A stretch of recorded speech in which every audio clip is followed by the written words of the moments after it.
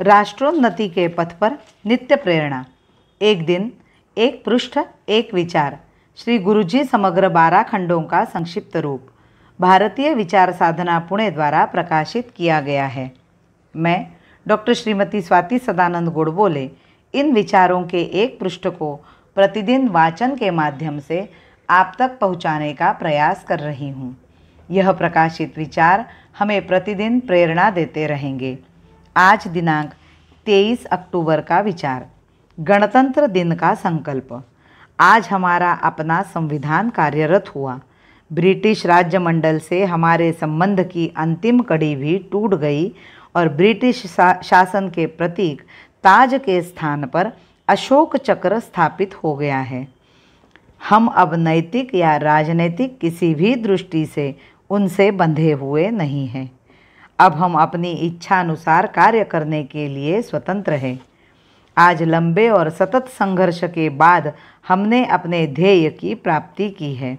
रावी के तट पर औपनिवेशिक स्वराज्य को ठुकराकर पूर्ण स्वतंत्रता का प्रस्ताव हमारे आज के प्रधानमंत्री पंडित जवाहरलाल नेहरू द्वारा उपस्थित किया गया था और कांग्रेस ने उसे स्वीकार किया था।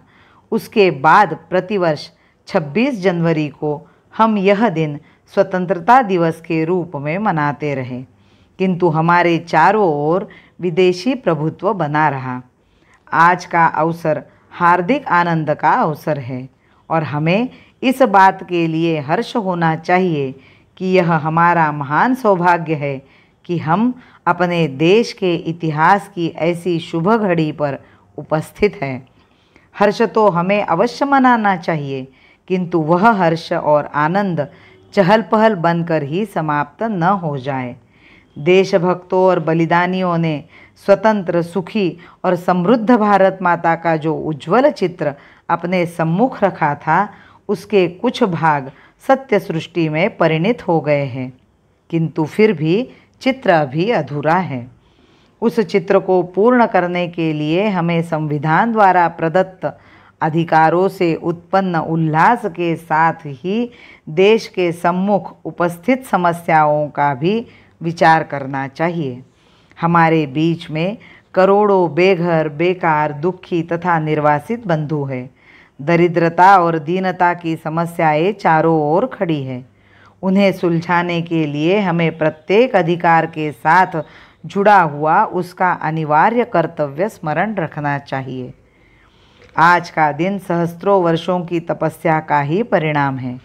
जब भारतीय असंतोष के जनक लोकमान्य तिलक की मृत्यु के पश्चात यथार्थवादियों का यह देश निराशा और शोक से संतप्त था, तब गांधी जी अपने साधु जीवन सहित सम्मुख आए और उन्होंने जनता के अंतःकरण को नए साहस और नए विश्वास से भर दिया, जिसके परिणाम स्वरूप स्वतंत्रता की प्राप्ति हो सकी।